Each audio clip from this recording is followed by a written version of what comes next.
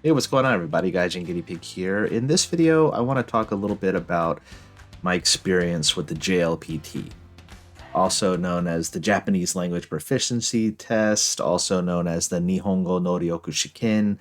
The devil has many names. But if you don't know what it is, for whatever reason, it's basically a standardized test that Japan uses to assess your Japanese level.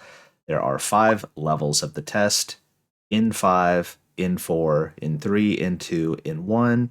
In 5 being the easiest, sort of the entry level test, in 1 being the hardest, closest to native fluency. Also, the test is only held twice a year, once in July and once in December. So that gives you plenty of time to study and prepare for the tests, but also it's like if you fail, it's kind of depressing because you have to wait like half a year to take it again. So, to give you a little background on me, if you don't know, I came to Japan in October of 2023 to study Japanese. That was the sole purpose. I got a student visa, came to Tokyo, went to a Japanese language school for their 2 year program. I recently graduated from that program at the end of September of this year, 2025. So, 2 years is what I tell people when they ask me how long you've been studying Japanese. Really, it's been longer than that. Like, I started many years ago, but it was always passive learning, never really taking it seriously. Maybe doing a little bit of Duolingo here and there, maybe absorbing some knowledge through anime or dramas or movies or podcasts or music, but never really taking my studies all that seriously. So before I came to Japan, before October of 2023, I decided to take the JLPT in Colorado, which is the state that I claim to be from. That's where I spent most of my life. The JLPT is held in many locations across the globe. So if you're watching this and you're not in Japan, that's totally fine. But you probably already knew that, yes, you can take the test in most major cities around the globe. So I was in Colorado. The test was being held at the University of Colorado in Boulder. So I, passively learning Japanese, decided to take the test kind of on a whim, really just to sort of see where my level was. I had never assessed my level of Japanese in any kind of formal way, so what the heck? I signed up for the test. This was probably 2019, I want to say. So I decided to take the N5 because, if you're feeling like you want to assess yourself, you might as well start at the entry level. That made sense in my mind. I took the N5, I got the results, and passed by a pretty high margin, and I felt pretty good about that. I was like, wow, here I am just sort of passively messing around with Japanese, and I'm able to pass this level of the test. Okay, feeling pretty confident. So fast forward to 2023, where I decide to change my life completely and come to Tokyo to study Japanese. And once I get here, once I start taking classes, I realize, wow, I really don't know crap about Japanese as a language. I know hiragana, I know katakana, I know practically zero kanji. I never really studied kanji. I know a little bit of conversation stuff. Probably my listening ability was the strongest out of all of the different categories because back in Colorado, I'm studying by myself. I'm mostly just listening to things, right? I'm just listening to dramas and movies and podcasts and music, etc. So I'm getting used to the sounds of Japanese.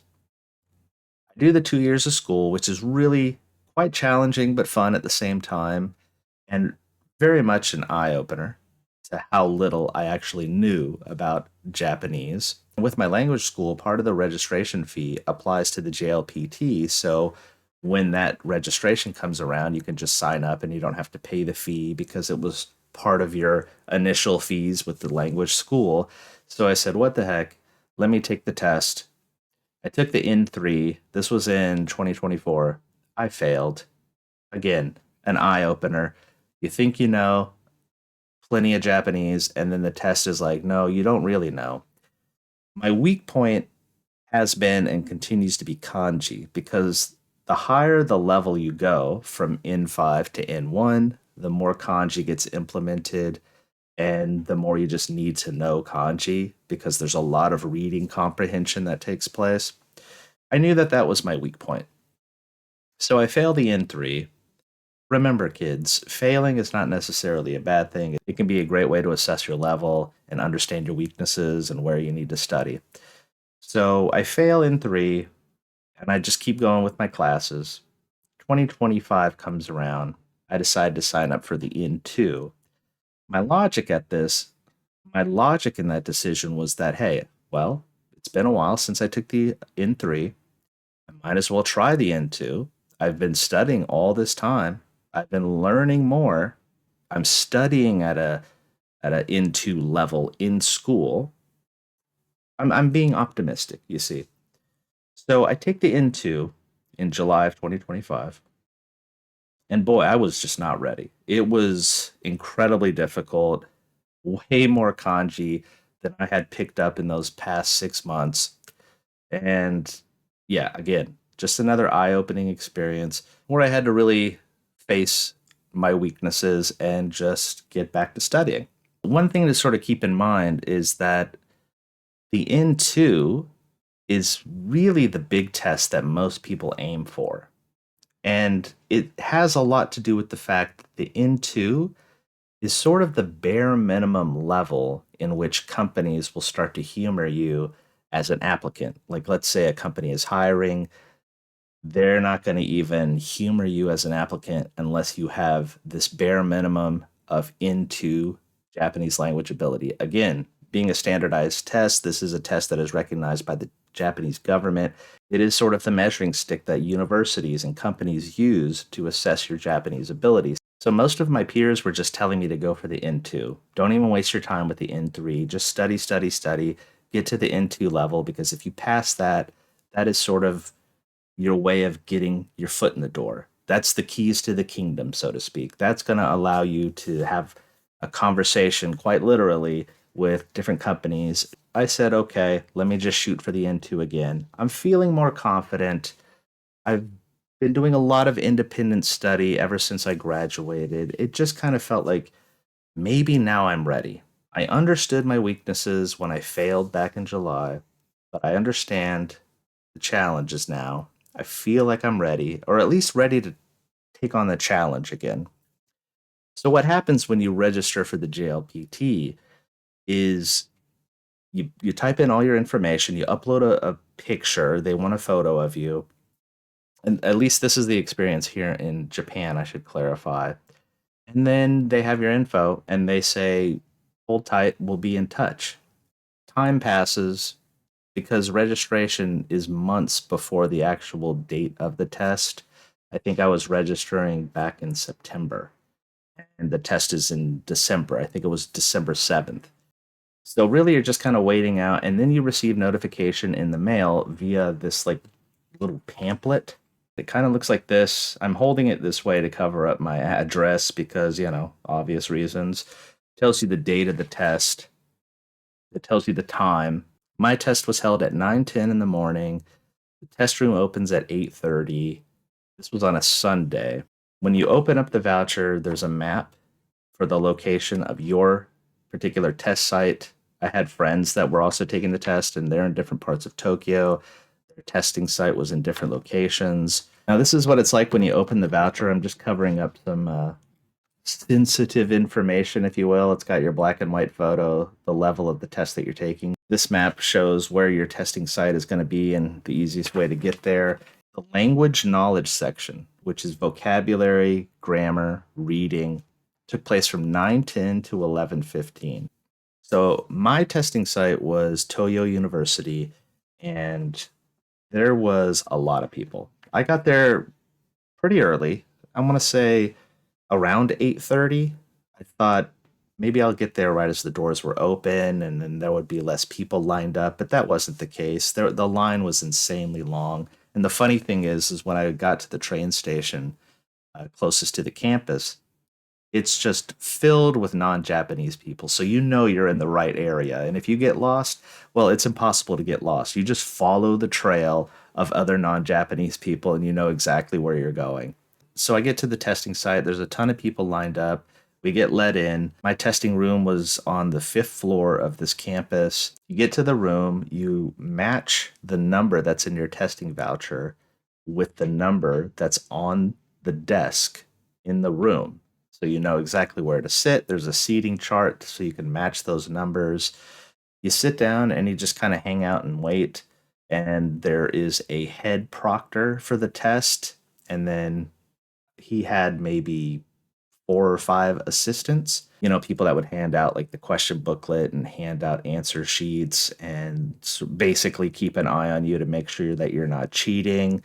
On the whiteboard, they write down the times, like the first block of the test, and then you get like a 20-minute break. And then there's a second block of the test, which is just listening, the listening portion. Like I said, 9:10 to 11:15 was the language knowledge, vocabulary, grammar, reading. You finish that, you get a 20-minute break, and then you have listening from 11:45 to 12:50. So it's about 3.5 hours or so. It was a pretty big classroom. There was a lot of people in there. I can't even guess how many people in there. It was huge though. There was almost 100 people, I want to say. It was packed. And the head proctor, he was sort of strung out, tense the second I walked into the room. Like you could just tell like he was stressed, just trying to organize everything. And one thing that I noticed taking the JLPT in December when compared to July of the same year, 2025, is they were way more strict about the cell phone stuff. In July, they just made you turn it off and put it in your bag. This time, they gave us these brown envelopes. We had to put the phone in the envelope, seal it, and then put that on under our desk. Of course, after we turned the phones off. So they were not messing around with the phone stuff. Basically, my advice to you would be just to bring a pencil, a bottle of water without the label on it. You have to remove the label of the water, and an eraser. And if you have an eraser with a sleeve, you got to strip that sleeve off of it. They won't even tolerate a sleeve on the eraser. It's very strict. So they have a discipline system known as red cards and yellow cards. It's very much like soccer or football, whatever you want to call it, where a yellow card is essentially a warning, and then you get 2 of those and it becomes a red card. If you get issued a straight red card, that means you got to leave the classroom and your test is null, void, whatever. So I'll tell you some of the yellow card offenses just so you have an idea. Opening the question booklets or starting to answer the questions before the instruction to actually start. Number 2, allowing your electronic devices such as a mobile phone, smartphone, smartwatch to make a sound, a vibrate, a ring, an alarm sound, a chime, whatever. Like if it does any of that during the time allocated for instructions of the test. 3, speaking without permission during the test. 4, giving answers to other examinees, using gestures, finding out answers from other examinees, looking at other examinees' answers, or engaging in what looks like cheating. Those are yellow card offenses.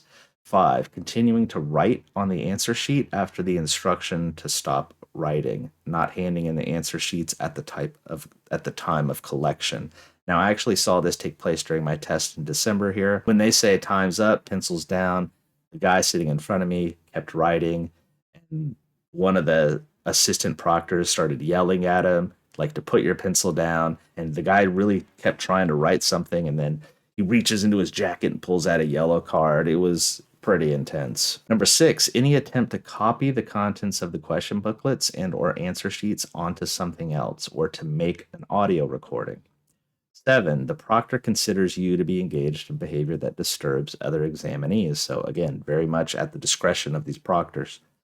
8, eating, including chewing gum or drinking during the test. Like I was afraid to even pick up my water bottle. I just left it next to my desk. Even though they say that you can bring water in as long as it doesn't have a label. I think you can only actually drink it during break time. 9, smoking at places other than specified and littering in the test sites, coming by car or bicycle to the test sites, and acting inappropriately against other examinees or local residents near the test sites. Yes, there's trash cans on each floor of this campus that we were taking the test at, but all of the trash cans had these coverings over them so you couldn't toss anything away. The major thing that I noticed about the atmosphere when taking this test was that it was very tense and it just felt very unwelcoming. Like they were not doing anything to accommodate you. They knew that you needed them more than they needed you, and it definitely felt like that. 10. Failing to obey instructions given by the proctor and the test site officials. So those are all yellow card offenses. Obviously, two of those means a red and get out. Now, going into straight red card offenses, if you get a red card, you're done. Number one, allowing your electronic device, such as a mobile phone, smartphone, smartwatch, to sound, ring, vibrate, or chime, or to put your electronic devices on the desk to wear, or to use your electronic devices between the beginning of answering the test and when the proctor says to stop. So basically, the yellow card is during the instructions, but the red is like if any of that happens during the test. Number two, when electronic devices are not placed in the envelope or when the envelope is torn, including during breaks, you cannot use electronic devices until you get permission from the proctor. Now, I did see a red card. This happened during that 20-minute break. This guy had opened his envelope. Either he wasn't paying attention or he didn't understand the instructions correctly, but he opened his envelope to get his phone out. The head proctor went 0 to 100 crazy, pulled out a red card, was screaming, you get out, get out, get out. And the guy, I don't know if he was not understanding what was happening or if he was shocked or if he was being confrontational, but he just kind of stood there staring at the head proctor. And then the head proctor starts yelling in English, "You can go now, you can go now." And it was quite a scene. It was very dramatic. I don't know why I didn't expect it, but I didn't, and I was surprised to see it. So, number three, referring to cheat sheets or reference books during the test. Number four, when numbers or characters are written somewhere other than on the question booklets or the answer sheets. Number five, taking the question booklets or answer sheets out of the examination room, copying the contents of the question booklets and or answer sheets and taking them out of the examination room, or making an audio recording of the listening section. Six, the person taking the test is not the person registered on the test voucher. That's wild. Seven, marking answers on someone else's answer sheets or exchanging question booklets or answer sheets with someone else. And number eight, leaving the exam room at the end of the test without permission. They're very strict about that, even after they've collected everything and you're just sort of sitting there wondering what's next and thinking that it's over and thinking that you can leave. If you do not have permission to get up and go, just stay seated. So those are all the offenses that could possibly happen and get you in trouble during the test. Here's what I'll say about the actual test itself for the N2. It felt harder the second time. In July, I thought it was hard. I thought to myself, well, surely it'll be easier in December because I've been doing all this studying.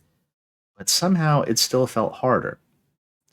Some of my peers said that, wow, this did feel harder. And is it an intentional push by the Japanese government to make it harder to test Japanese learners? I'm not sure. Is it just the way things sort of unfolded randomly with however they made the test this time because it does change? Who knows? But it did feel difficult. I think the hardest thing for me is the reading comprehension because it is so kanji intense, and kanji is my weakest, I guess, aspect of learning Japanese. I know a lot of Chinese students do not sweat this test at all because of all the kanji, and there's so many shared characters and similar sounds with the onyomi or the Chinese reading of the characters. They just cruise right through it, no problem. Which leads me to my biggest complaint about the JLPT. It is very impractical in assessing someone's actual Japanese ability. Some of my peers at the Japanese language school who were from China had a very deep understanding of kanji. However, I do not have that same comprehension level, but they were able to pass the N1 of the JLPT when it was first available, when we all started these classes together, and that blew my mind. And I thought, well, that seems totally impractical for assessing someone's Japanese ability because I knew that I was able to speak Japanese much better than some of my Chinese peers. I'm not saying all this to whine about what is fair and what's not fair because life is unfair. I'm just saying that if you want to assess someone's actual Japanese ability, this test is not really a great way to do it. It just happens to be the test that the government uses, and thus we should take it in order to be recognized by different entities for our Japanese level. I think if they really wanted it to be a serious test that assesses your actual ability, there should be a speaking portion of the Japanese language proficiency test. And as of right now, there is no speaking portion. So even if you could barely hold a conversation, as long as you can read these Chinese characters or the kanji, you have a really great shot at passing the test. So that's something to keep in mind. If your kanji is killer, I wouldn't sweat it at all. But getting back to the test, you do that first grammar section. There's a 20-minute break. Really, the 20-minute break is just everybody lining up to use the restroom because there's only one restroom on each floor of the testing site and everyone's going at the same time. Again, this is just a really poorly planned out way to implement the test. It's not even a lunch break, it's really a bathroom break. The line is wrapped around the whole floor. It looks like people lining up for concert tickets, and they all just want to use the restroom. And you can barely make it in time. I had a feeling that that would be the case, so I really tried not to drink a lot of water or to drink a lot of liquids, period, because I had a feeling that the bathroom situation would be that way, and I'm just going to have to hold it. And luckily, I didn't have any problems with that, but I do wish that they would think about these aspects a little more, but yeah, it really doesn't feel like they're interested in catering to the comfort level of the people taking the test. That like they cannot be bothered with that crap. But it is something to keep in mind should you take the test here in Japan. It's not accommodating, it's not comfortable, the atmosphere is not friendly. It's just that kind of situation and you got to deal with it and it is what it is. So then you come back from break and you do the listening section and then you get a booklet with some answers to choose from and you're listening to the audio, you're trying to pick the right answer from the booklet, and the booklet provides you with some sections to take memos on what you're hearing to help you make your answers. And everything about the answer sheet is multiple choice. It's just A, B, C, D, right? You're just filling in little bubbles. You don't have to worry about writing anything in Japanese. So again, testing your Japanese ability. So that's another aspect of learning Japanese that they're not really testing. You don't have to write anything in Japanese and you don't have to speak Japanese at all. I'll let you decide whether or not that makes any sense to you.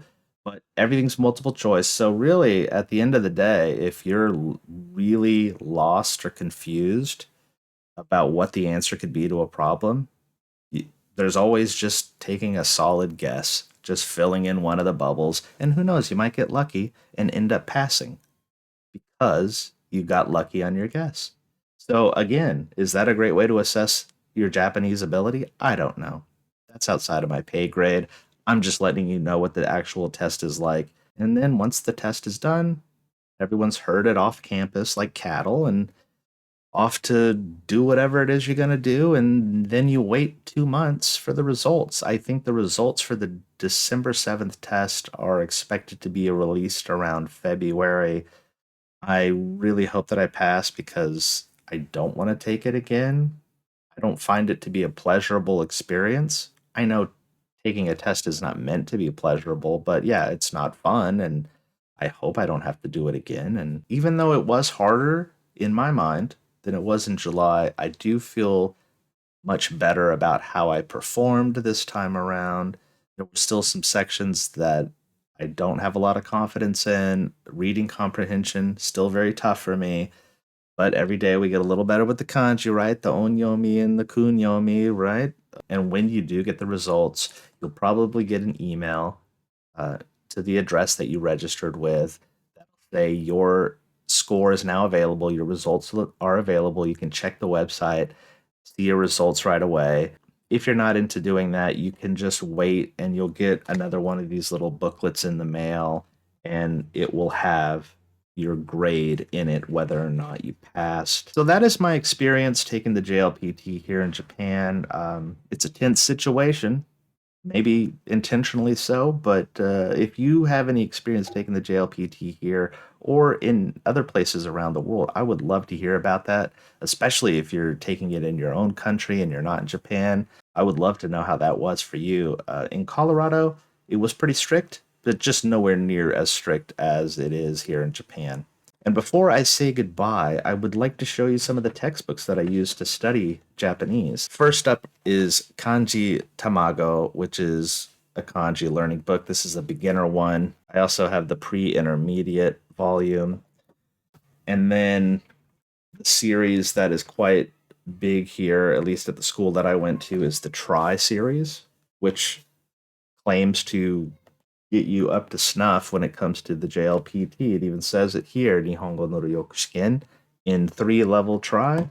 I've got the Try 1 and the Try 2 and Try 3, and then a bunch of other books. As of right now, those are the books that I'm using in sort of my everyday refresh my brain, keep everything relevant in my mind studies. But I'd also like to know what books that you're using to study Japanese, if you're doing that independently or if you're going to a school yourself. Like, what textbooks do you have? I hope you found this video somewhat educational, informative, slightly entertaining. Entertaining probably at the bottom. But if you found something about this video interesting or informative, well, I think I've done my job, but regardless, I would love to hear from you. Also, ways to support the channel are listed in the description box, but as always, thank you so much for helping my small channel grow. Thank you for watching this video, and I will catch you in the next one.